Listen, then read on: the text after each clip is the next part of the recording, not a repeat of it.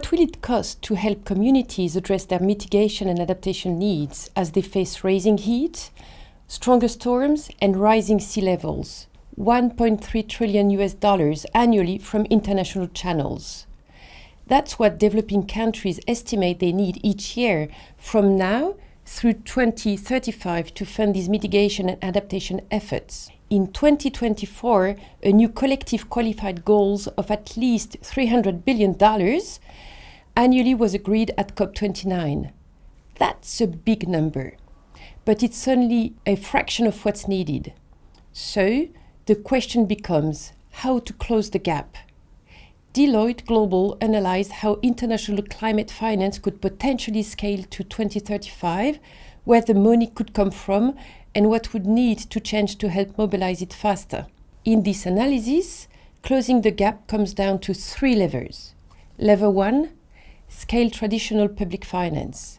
That's funding from government-backed development banks, direct government-to-government finance, and dedicated climate funds.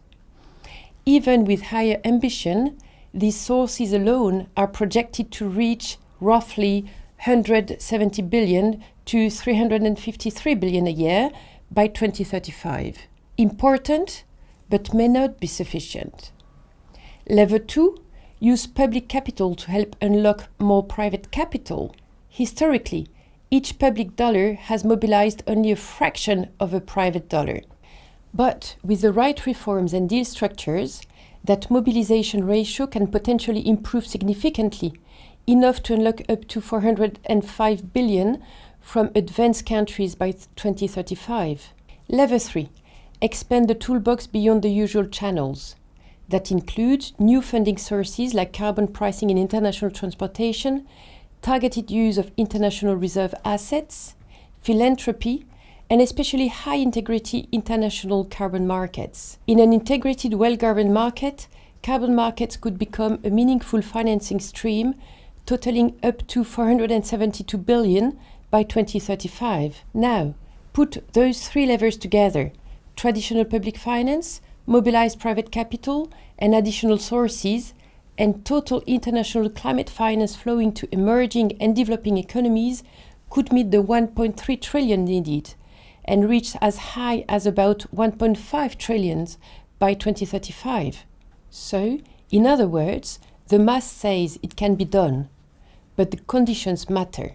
To have a shot at the $1.3 trillion level, Deloitte's analysis points to a few strategic moves.